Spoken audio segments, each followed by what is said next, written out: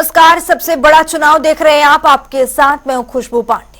Bulletin की शुरुआत करेंगे बड़ी और अहम जानकारी के साथ करेंगे। बड़ी जानकारी सामने आ रही है, यूपी में 13 सीटों पर मतदान जारी है। 3 बजे तक 48.41% मतदान रहा है। सबसे ज्यादा धौरहरा में हुई है वोटिंग, तो धौरहरा में 53.87% मतदान हुआ है। सबसे ज्यादा कम मतदान कानपुर में हुआ है। कानपुर में 41.44% मतदान। खीरी की बात की जाए तो खीरी में 53.87% मतदान रहा है। मिश्र की बात की जाए तो 47.01% मतदान रहा है। बहराइच की अगर बात की जाए तो 49.10% मतदान रहा है। तो ये बड़ी जानकारी से आपको रूबरू करा रहे, बड़ा अपडेट आपके सामने। तो वही आपको बता दें कि यूपी का जो सियासी रण है वो जारी है। चौथे चरण का आज मतदान है। आज अपने मत का प्रयोग करने के लिए लोग घर से बाहर निकले हैं और आपको बता दें कि अपने मत का प्रयोग भी उन्होंने किया है। कितने फीसदी मतदान आज का रहा है वो भी आपको ग्राफिक्स के जरिए दिखा रहे हैं। बहराइच में 49% रहा है। तो वहीं आपको बता दें कि कन्नौज की बात करें 51.73% रहा है। तो ये ग्राफिक्स के जरिए आपको दिखा रहे हैं कि कहां पर कितना मतदान आज हुआ है, सबसे ज्यादा और सबसे कम मतदान भी कहां हुआ है, ये भी हम आपको ग्राफिक्स के जरिए दिखा रहे हैं। तो चौथे चरण में 130 प्रत्याशी अपना किस्मत आजमा रहे हैं। संवेदनशील बूथों पर सुरक्षा के पुख्ता इंतजाम किए गए हैं। आज चौथे चरण का मतदान अभी भी जारी है। यूपी में 13 सीटों पर वोटिंग अभी भी जारी है। ये बड़ी और अहम जानकारी। चौथे चरण में मैदान में 130 प्रत्याशी अपना किस्मत आजमा रहे हैं। तो वही आपको धौरहरा में सबसे ज्यादा ये मत प्रतिशत रहा है, 54% रहा है। बहराइच की बात करें तो 49.10% रहा है मतदान। कानपुर में सबसे ज्यादा, माफ कीजिएगा, सबसे कम मतदान हुआ है कानपुर में। धौरहरा, कानपुर में खीरी, मिश्रिक के ये ग्राफिक्स दिखा रहे हैं कहां पर कितने वोटिंग प्रतिशत रहा है। बहराइच की बात करें 49%, इटावा की बात करें 46%, तो कन्नौज की बात करें तो 51.73% ये मतदान प्रतिशत रहा है। तो 96 सीटों पर आज वोटिंग जारी है चौथे चरण की। अगर यूपी की बात करें तो यूपी में 13 सीटों पर मतदान जारी है। अभी भी मतदान चल रहा है। सुरक्षा व्यवस्था का यहां पर पुख्ता इंतजाम किया गया है। संवेदनशील बूथों पर सुरक्षा के पुख्ता इंतजाम किए हैं। तो वहीं आपको बता दें कि उत्तर प्रदेश में 13 सीटों पर आज मतदान जारी है।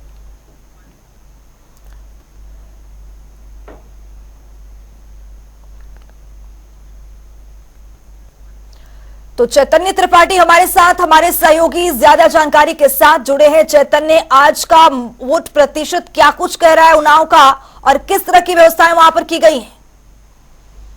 जी, बताना चाहूंगा कि अगर प्रशासन की व्यवस्था की बात की जाए तो लगातार जो जिला प्रशासन है, जो जिला निर्वाचन अधिकारी है, उनके साथ जो पुलिस प्रशासन है वो लगातार हर बूथों पे जाकर निरीक्षण कर रहा है कि किसी भी प्रकार की लापरवाही ना हो। और मतदान के लिए भी लगातार अपील जिला प्रशासन के द्वारा की जा रही है कि ज्यादा से ज्यादा लोग मतदान करें। लेकिन कहीं ना कहीं कुछ विधानसभाओं के कुछ ऐसे क्षेत्र हैं जहां पे लोगों ने मतदान का बहिष्कार किया है, जिसमें से एक फतेहपुर 84 का क्षेत्र है, जहां पे गंगा का पुल बांध न बनने के कारण लोगों ने मतदान का बहिष्कार किया। हालांकि प्रशासन ने बाद में उनको मना लिया।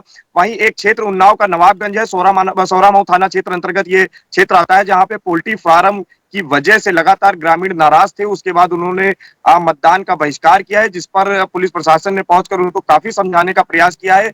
ये मशक्कत चलती रही, कहीं जाकर 3 से 4-5 घंटे बाद जो वहां के जो मतदाता है वो माने हैं। और कहीं ना कहीं ये वोट प्रतिशत कम करने का कहीं ना कहीं एक जो आसार दिख रहा है। लेकिन जिला प्रशासन लगातार अपनी अपील जारी किए हुए है, लगातार बूथों पर जाकर लोगों से ज्यादा मतदान करने की अपील कर रहा है। वहीं कई वीडियो भी जिला प्रशासन की तरफ से जारी किए गए हैं। जी चैतन्य, वहां पर अगर बात करें तो क्षेत्रीय मुद्दा क्या है, किन मुद्दों पर लोग वहां पर वोट करना चाहते हैं और लोगों की मांग क्या है, डिमांड क्या है? सबसे बड़ी बात है यहाँ पे रोजगार का एक बहुत बड़ा मुद्दा है, क्योंकि उन्नाव इंडस्ट्रियल एरिया के उससे जाना जाता है कि यहाँ पे इंडस्ट्रीज बनी है। और इससे पहले जो यहाँ पे सांसद रहे साक्षी महाराज, जिन पर भाजपा ने एक बार पुनः दांव लगाया है, उन्होंने भी 2014 में आने के बाद लोगों से वादा किया था कि, और आने से पहले भी उनका ये वादा था जब जीतने से पहले, कि जो स्लाटर हाउसेज हैं वो यहाँ से नगर से दूर कर दिए जाएंगे। जो इंडस्ट्रीज जिसकी वजह से लो नदी दूषित हो रही है, पेयजल प्रभावित हो रहा है, उसको उस समस्या को भी हल किया जाएगा। लेकिन कहीं ना कहीं 2014 के बाद अब 2024 है, 10 साल बीत गए, इस समस्या का हल नहीं हुआ।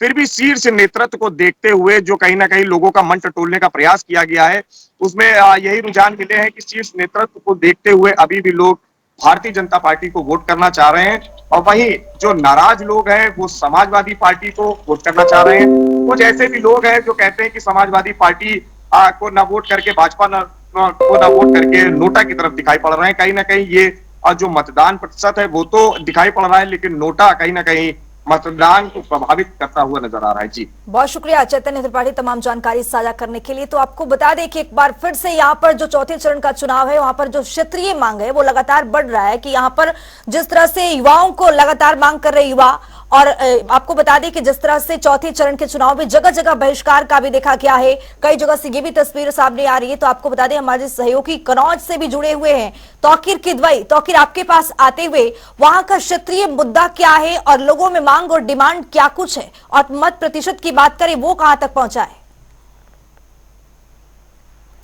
तो नए सिरे से यहां पर जोड़ने की कोशिश करेंगे अपने संवाददाता को। तो आपको बता दें कि चौथे चरण में लोग यहां पर वोटिंग करते हुए दिखाई दे रहे हैं, लंबी लंबी कतारें भी देखी जा रही है। लेकिन अगर बात करें कानपुर की तो सबसे कम वोटिंग हुई है, बहिष्कार की भी खबरें सामने आ रही है, नोटा का भी यहां पर बात और खबरें सामने आ रही है कि किस तरह से लोग यहां पर बहिष्कार कर रहे हैं। लोगों में यहां पर मुद्दे भी, क्षेत्रीय मुद्दे भी काफी देखा जा रहा है। तो हमारे साथ हमारे सहयोगी तौकीर किदवई कनौज से जुड़े हुए हैं। तौकीर, आपके पास आते हुए सवाल ये कि कनौज में माहौल क्या है, वोट प्रतिशत क्या रहा है और वहां पर क्षेत्रीय मुद्दा क्या कुछ कह रहा है? देखिए, यहाँ पर 61% ज्यादा पोलिंग हो चुकी है और ये 3 बजे के आंकड़े हैं, यानी कि अभी 5 बजे के आंकड़े जारी हुए हैं, जिसका अंदाजा लगाया जा रहा है कि 62 से 65% तक की पोलिंग होगी। लेकिन फिलहाल आपको बता दें कि कन्नौज में कई ऐसी सुखद घटनाएं हुई जिसको लेकर बयानबाजी भी हुई। कई ऐसे वीडियो आए जिसमें कहा जा रहा था कि ये यहाँ पर सुखद घटनाएं हुई है, जिसमें एक वीडियो में हाथापाई की नौबत आ गई थी। उसमें देखा गया कि जो यहाँ के मौजूदा सांसद हैं सुधीर पाठक, उनके भाई छोटू पाठक का था, उसको लेकर कहा गया कि पुलिस पर दबाव बनाया जा रहा है। एक भाजपा के विधायक है, उनके ऊपर भी आरोप लगा कि उन्होंने पुलिस पर दबाव बनाने की कोशिश की, वो भी वीडियो वायरल हुआ। और भारतीय जनता पार्टी की तरफ से एक ट्वीट किया गया, इसमें कहा गया कि समाजवादी पार्टी के गुंडे ग्रुप कैप्चरिंग की बात कर रहे हैं। इसी तरह से अखिलेश यादव ने भी उसका जवाब दिया है ट्विटर पर। उसके बाद वो तहसे ही से कन्नौज के लिए रवाना भी हो गए और इस समय वो रास्ते में बताया जा रहा है कि कई जगहों पर कई पोलिंग स्टेशन से रुके हुए वो इस समय कन्नौज पहुंचने वाले, कुछ देर बाद अखिलेश यादव कन्नौज पहुंच जाएंगे। यानी कि जो बयानबाजी है, क्योंकि ये सबसे ज्यादा हॉट सीट है, 13 सीटों में जो उत्तर प्रदेश का चुनाव चल रहा है, अखिलेश यादव खुद यहाँ से मैदान में है, पूर्व मुख्यमंत्री है, इसके अलावा कई बार के सांसद रहे हैं यहाँ से, उनकी पत्नी सांसद रही है, उनके पिता भी यहाँ सांसद रहे हैं, सुब्रत पाठक कई बार चुनाव लड़ चुके हैं यहाँ से, फिलहाल मौजूदा सांसद है। यानी कि सात की जो सीट है, 7 का चुनाव है कन्नौज में, चाहे वो अखिलेश यादव हो चाहे भारतीय जनता पार्टी है। फिलहाल पीछे बयानबाजी हो और आरोप प्रत्यारोप भी है। 3 ऐसी घटना है, चाहे वो तृतीया की एक पोलिंग बूथ का मामला हो, चाहे छिबरा में हो, इसके अलावा शीला देवी इंटर कॉलेज, जहाँ पर समाजवादी पार्टी और भाजपा के जो कार्यकर्ता थे, समर्थक थे, वो आपस में भिड़ गए थे। पुलिस के पहुंचने के बाद ही वहां पर मामला शांत कराया गया और पुलिस ने वहां पर फोर्स भी बढ़ाई। यानी कि जो राजनीतिक जिस तरह की सरगर्मियां बयानबाजी में नजर आती हैं, वो आज चुनाव के मैदान में भी नजर आई। वोटिंग प्रतिशत की बात की जाए तो वोट प्रतिशत यहाँ का अभी तक ठीक रहा है। सुबह से ही वोटिंग के लिए यहाँ पर लंबी लंबी लाइनें लगी हुई हैं। हम कन्नौज के अभी इलाके में यहाँ पर खड़े हुए हैं और यहाँ पर भी लोगों का आना जाना अभी बंद नहीं हुआ है। लोग लगातार यहाँ पर अभी भी मूव कर रहे हैं। और सबसे बड़ी बात यह है कि जो वोट प्रतिशत की बात की जाए तो चाहे वो लखीमपुर खीरी हो या फिर दौराना सीट हो, सीतापुर और बहराइच, और जी बिल्कुल, कनौज वही सीट है तौकीर कि यहाँ पर अंतिम दिन नामांकन करने के लिए पहुंचे हुए थे अखिलेश यादव। एक तरफ अखिलेश यादव पीडीए की नारा लेकर को आगे बढ़ रहे हैं, तो दूसरी ओर बीजेपी विकास की बात कहकर के आगे बढ़ रही है। आपका फिलहाल बहुत शुक्रिया तौकीर किदवई तमाम जानकारी साझा करने के लिए। तो आपको बता दें कि चौथे चरण का रण शुरू है, आज मतदान भी जारी है, लगातार वोटिंग का जो प्रक्रिया है वो चल रहा है। मतदाता अपने मतदान का प्रयोग करने के लिए घर से बाहर निकल रहे हैं और अपना मताधिकार का प्रयोग भी करते हुए नजर आ रहे हैं।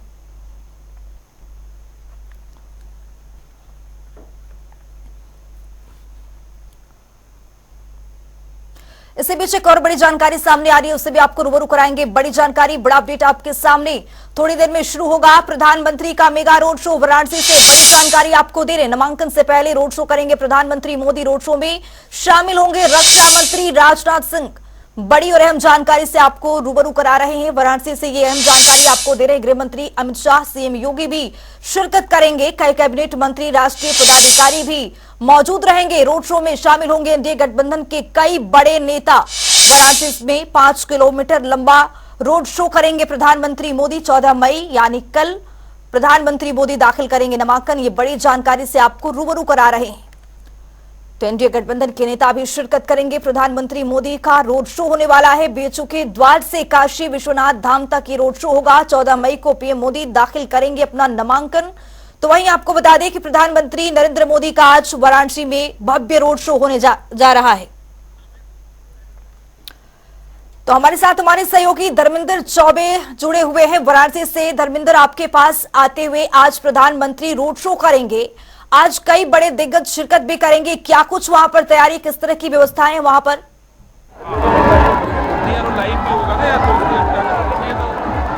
देखिए खुशबू, फिलहाल मैं दिखाना चाहूंगा दृश्य जहां से मेगा रोड शो प्रारंभ होना है। ये मालवीय जी की प्रतिमा है और यहीं से मेगा रोड शो प्रारंभ होगा। मुख्यमंत्री योगी आदित्यनाथ उत्तर प्रदेश के पहुंच चुके हैं। उनके साथ दर्जनों उत्तर प्रदेश सरकार के मंत्री और विधायक मौजूद हैं। फिलहाल में जो दृश्य देखिए, काशी का पूरी तरह से मोदी मय नजर होते आ रहा है। लाखों की भीड़ रोडों पर नजर आ रही है। वो जनसैलाब जो लगातार कहा जाता था कि वाराणसी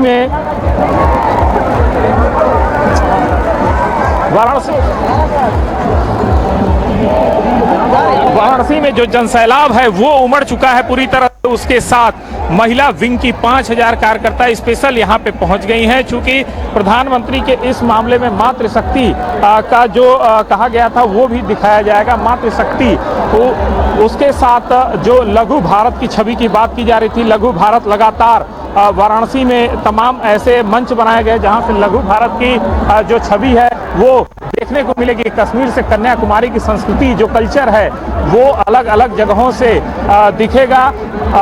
उसको जो है देखा जाएगा। कहीं न कहीं जो लघु भारत की छवि लगातार वाराणसी से दिखाने का प्रयास किया जा रहा है। अखंड भारत, एक भारत की बात की जा रही थी, वो काशी में लगातार चल रहा है। जी धर्मेंद्र, यहाँ पर प्रधानमंत्री की एक झलक पाने के लिए जो वहां पर कार्यकर्ता से लेकर लोगों का हुजूम है वो देखा जा रहा है। और आपको बता दें कि 2014 में जिस तरह से प्रधानमंत्री ने नामांकन भरने से पहले ये कहा था कि मां गंगा ने बुलाया है, वो इसी तरह से एक बार फिर से जीत की यहाँ पर हैट्रिक की जीत पर खड़े होकर कल नामांकन अपना दाखिल करेंगे। लेकिन वहां में लोगों में उत्साह क्या है, धर्मेंद्र एक बार फिर से अपने तस्वीरों के जरिए दिखाने की यहाँ पर कोशिश कीजिए। नए सिरे से यहाँ पर अपने संवाददाता को जोड़ने की कोशिश करेंगे, लेकिन तस्वीर अपने आप में बहुत कुछ बयां करता हुआ एक बार फिर से प्रधानमंत्री यहाँ पर रोड शो करने के लिए पहुंचे हुए हैं। वहां पर जनता जनार्दन का अगर ये सैलाब देखा जाए अपने आप में बहुत कुछ बयां कर रहा है। बीएचयू के द्वार से काशी विश्वनाथ मंदिर तक ये रोड शो होगा। 14 मई को पीएम मोदी दाखिल करेंगे अपना नामांकन। पीएम नरेंद्र मोदी का आज वाराणसी में भव्य रोड शो है और इसी कड़ी में आपको बता दें कि यहाँ पर जो जनता जनार्दन का जनसैलाब देखा गया है, प्रधानमंत्री का एक झलक पाने के लिए वहां पर भारी संख्या में भीड़ उमड़ा हुआ है। तो हमारे सहयोगी धर्मेंद्र चौबे हमारे साथ बने हुए हैं। धर्मेंद्र, एक बार फिर से प्रधानमंत्री अपने तीसरी बार नामांकन करने के लिए वहां पर पहुंचे हुए हैं। भव्य रोड शो है, लोग वहां पर उत्साहित किस तरह से है, तस्वीरों के जरिए एक बार दिखाने की वहां पर कोशिश कीजिए।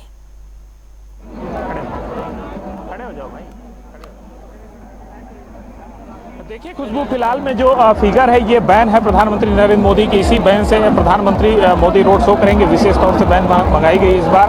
और आपको अगर बताना चाहेंगे तो 2014 और 2019 की जो रोड शो का आगाज हुआ था प्रधानमंत्री नरेंद्र मोदी ने वाराणसी से ही किया था।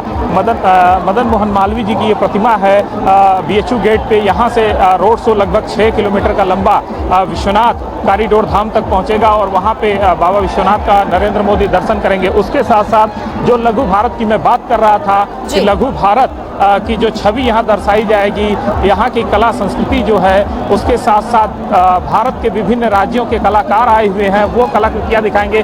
फिगर के माध्यम से दिखाना चाहेंगे। देखिए मंच पे दूसरे राज्यों की लड़कियां हैं, कई राज्यों के मंच बने हुए हैं और जो जनसैलाब है सड़कों पे वो देखने को मिल रहा है। मोदी के स्वागत के लिए काशी की जनता आतुर है और काशी की जनता सड़कों पर आ चुकी है। थोड़ी देर में प्रधानमंत्री नरेंद्र मोदी वाराणसी बीएचयू मालवीय जी के प्रतिमा के पास पहुंचने वाले हैं। थोड़ी देर में ही मुख्यमंत्री योगी आदित्यनाथ पहुंच गए हैं। उसके साथ साथ उत्तर प्रदेश सरकार समेत भारत के विभिन्न राज्यों के मुख्यमंत्री भी सम्मिलित होंगे। विभिन्न राज्य के मुख्यमंत्री और केंद्र के लगभग 20 से ज़्यादा केंद्रीय मंत्री होंगे और उत्तर प्रदेश सरकार के दर्जनों मंत्री और एमपी एमएलए प्रधानमंत्री के रोड शो में शिरकत करेंगे। एक भव्य रोड शो, जो मेगा रोड शो की बात हो रही थी, लगातार उत्तर प्रदेश सरकार और वाराणसी की जनता अपील कर रही थी, वो आज देखने को मिलेगा। चूंकि मेगा रोड शो, सबसे बड़ी चीज़ ये है कि इस मेगा रोड शो का मकसद ये है कि प्रधानमंत्री संसदीय क्षेत्र में, जो प्रधानमंत्री 2014 में लगभग 4.5 लाख वोटों से जीते थे और 19 की बात की जाए तो 5.5 लाख, और जो इस बार नारा है 7 से 10 लाख का लक्ष्य रखा गया है। प्रधानमंत्री के आगे पूरे विरोधी परास्त होते नजर आएंगे। ये काशी की जनता की अपील है लगातार। तो कहीं न कहीं जो प्रधानमंत्री के साथ काशी के जनता का प्यार स्नेह 2014 से और 24 तक देखने को मिल रहा है। जिस तरीके से उन्होंने यहाँ आगाज किया था, पहला चुनाव लड़ा था और उन्होंने ये कहा था, ना मैं आया हूँ ना किसी ने लाया है, मुझे तो गंगा ने बुलाया है। उस तर्ज पे प्रधानमंत्री इस बार महिला सशक्तिकरण से लेके तमाम ऐसी योजनाएं हैं और वो चल रही हैं। अब फिलहाल में प्रधानमंत्री का 4 दिनों से मेगा ड्रोन रोड शो के मेगा ड्रोन शो के माध्यम से भारत सरकार के जितने कार्य हुए हैं उस योजनाओं को भी दिखाया जा रहा है। घाटों से देश विदेश से आए सैलानी, बनारस ही नहीं अपितु भारत राज्य के कोने कोने से आए सैलानी भी उसका अवलोकन कर रहे हैं कि प्रधानमंत्री। धर्मेंद्र, आपका बहुत शुक्रिया तमाम जानकारी साझा करने के लिए। तो आपको बता दें कि प्रधानमंत्री नरेंद्र मोदी एक बार फिर से वाराणसी में मौजूद और वहां पर आपको बता दें कि रोड शो करते हुए नजर आएंगे। अब से थोड़ी देर में नामांकन से पहले प्रधानमंत्री का ये भव्य रोड शो देखने के लिए जनसैलाब वहां पर उमड़ा हुआ है। फिलहाल खबरों में आगे बढ़ेंगे। लोकसभा चुनाव को लेकर पूरे देश में चुनाव प्रचार जोरों शोरों पर है। सभी पार्टियां अपने अंदाज में प्रचार करने में जुटी हुई हैं। ऐसे में प्रधानमंत्री मोदी आज शाम शिव की नगरी में रोड शो करेंगे, जिसके लिए खूब तैयारियां की गई हैं। वहीं प्रधानमंत्री के रोड शो में इस बार किन्नर समाज को अलग से मंच दिए जाने पर महामंडलेश्वर कौशल्यानंद गिरी ने क्या कुछ कहा, हमारे संवाददाता धर्मेंद्र चौबे से खास बातचीत की है। इस पूरे रिपोर्ट के जरिए देखिए। प्रधानमंत्री का मेगा रोड शो होने जा रहा है, वहीं वाराणसी में तमाम संस्कृति, तमाम कल्चर के लोग प्रधानमंत्री का स्वागत करेंगे और हर समुदाय के लोगों को मंच दिया गया है। कश्मीर से कन्याकुमारी की कला संस्कृति लगभग 6 किलोमीटर के रोड शो में आज देखने को मिलेगी। वहीं काशी के महामंडलेश्वर कौशल्यानंद गिरी महाराज जी हमारे साथ हैं। किन्नर समाज को भी इस बार मंच दिया गया है। आखिर किन्नर समाज को यह मंच दिया गया, किन्नर समाज में किस चीज के लेकर उत्सुकता है और प्रधानमंत्री का इतना बड़ा मेगा रोड शो है पूरा किन्नर समाज के तरफ से, और हमारा पूरा किन्नर समाज हमारे नरेंद्र मोदी जी के साथ में है, नरेंद्र मोदी जी के सपोर्ट में है। और हम लोग पूरा किन्नर समाज, जानते हो ना, किन्नर समाज का मतलब देव धनुज किन्नर नर श्रेरी सादर मजही सफल त्रिवेणी, क्योंकि किन्नर उपदेवता के रूप में माना जाता है। तो आज पूरा उपदेवता लोग जमीन पे है और हमारे नरेंद्र मोदी जी को आशीर्वाद देने के लिए हम लोग तत्पर है, आशीर्वाद दे रहे हैं। और हम यही कहना चाहती हूं आपके चैनल के माध्यम से, हमारे नरेंद्र मोदी एसएसपी माननीय नरेंद्र मोदी अब की बार 400 पार के साथ फिर से तीसरी बार प्रधानमंत्री बनने जा रहे हैं। पूरा किन्नर समाज के आशीर्वाद है और पूरा किन्नर समाज उनके सपोर्ट में हम लोग खड़े हैं। लेकिन पूरे भारत में किन्नर समाज द्वारा काशी में ही नामांकन किया गया जी, आखिर कौन सी जरूरत आन पड़ी जब किन्नर समाज प्रधानमंत्री जी के साथ लड़ रहा है, प्रधानमंत्री जी के साथ खड़ा है, प्रधानमंत्री जी के मंच मिल रहे हैं। प्रधानमंत्री लगातार किन्नर समाज की बात भी करते हैं और हिंदुत्व की बात भी किन्नर समाज ने किया था कि 17 में कि अगर योगी जी मोदी जी की सरकार बनी है तो हिंदुत्व की बात करेगा और हिंदुत्व को आगे लेके जाएगी। आखिर क्या वो चीजें जो किन्नर समाज ने कहा था वो आन पड़ी हुई, या जो अब नामांकन हुआ है इसका कितना बड़ा इफेक्ट देखने को दोनों पहलुओं से आप देख रहे हैं इसको? जी, मैं एक बात ये कहना चाहती हूं कि सस्ता टीआरपी पाने के लिए जो भी किन्नर जो पर्चा भरा है, ये बहुत गलत बात है और उसका मैं खंडन कर चुकी हूं और आपके चैनल के माध्यम से भी खंडन करना चाहती हूं। और मैं एक बात ये कहना चाहती हूं, यदि उनको किन्नर समाज के मुद्दे को लेके आगे काम करना होता तो एक निर्णायक टोली बना के, एक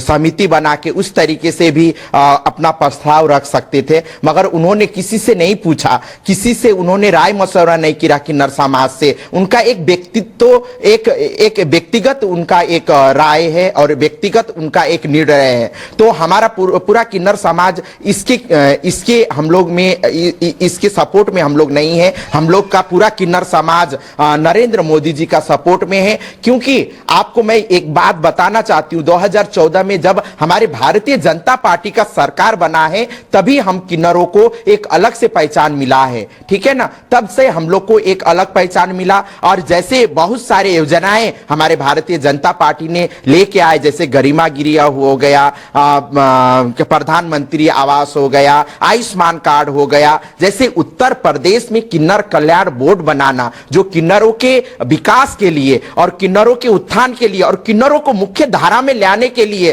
काम करने के लिए किसने किया? इससे भी तो पहले बहुत सारे सरकार आए, बहुत सारे सरकार गए, क्यों आज तक किन्नरों के लिए नहीं सोचा गया? हम आपसे कहती हूं, आज भारतीय जनता पार्टी किन्नरों के लिए सोच रहा है, तो किन्नर किसके साथ जाएंगे? भारतीय जनता पार्टी के साथ खड़े रहेंगे ना। तो इसीलिए, क्योंकि किन्नरों को मुख्य धारा में लाके किन्नरों को विकास कर रहे हैं, किन्नरों के उत्थान हो रही है, किन्नर आज मुख्य धारा में आके समाज की उन्नति के लिए, राष्ट्र की उन्नति के लिए काम कर रहे हैं। तो आप बताइए हम किसके साथ खड़े रहेंगे? हम तो भारतीय जनता पार्टी के साथ खड़े रहेंगे ना। फिर और दूसरी बात, आपने कहा कि सनातन की बातें, सनातन तो राम राम में बसा हुआ है हमारे नरेंद्र मोदी जी का। सनातन का तो वो बात लेके चल रहे हैं, जैसे राम मंदिर का मुद्दा है, जैसे काशी विश्वनाथ आपके बगल में है, उनके कॉरिडोर के बातें हैं। किसने बनाया आखिर? इतनी बार सरकार बना, इतने साल सरकार, दूसरे सरकारों ने राज किया, आज तक तो इतने हिंदुत्व के लिए इतना काम नहीं हुआ।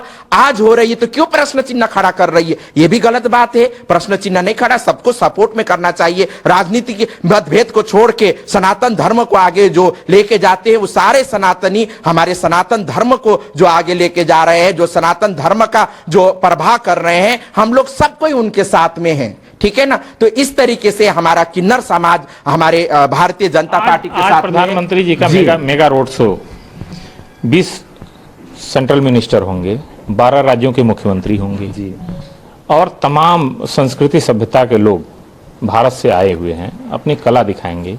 आप लोगों को मंच दिया गया है, आप लोगों द्वारा किस तरीके की तैयारियां की गई हैं और स्वागत में क्या चीज आप लोग स्पेशल आज उनके लिए करने वाले हैं जो प्रधानमंत्री जी के लिए आकर्षण का केंद्र बनेगा? सबसे पहले तो मैं आपसे ये चीज कहना चाहती हूं, जो इतने सब बड़े बड़े पार्टी है राष्ट्रीय स्तर के, कभी किसी ने अपने मैनिफेस्टो में किन्नरों की जिक्र नहीं किया, मगर भारतीय जनता पार्टी ने उसमें हम लोग को भी रखा है। ये बहुत बड़ी बात है। और दूसरी बात मैं ये कहना चाहती हूं कि हमारा किन्नर समाज आज हम लोग इसलिए हमारे एसएसपी माननीय प्रधानमंत्री को स्वागत करने के लिए हम लोग आए हैं, और बहुत सारे लोग यहाँ पे आए हैं क्योंकि उनको बहुत सारे लोग पसंद करते हैं, लाइक करते हैं। उनका चाहे नेचर से कहिए या भारतीय मंच कहाँ मिला है और स्वागत किस तरीके से आप लोगों द्वारा किया जी? मंच हम लोग को बीएचयू के पास बीटी मॉल के बगल में हम लोग का मंच मिला है, और हम लोग अपनी संस्कृति को दिखाते हुए जो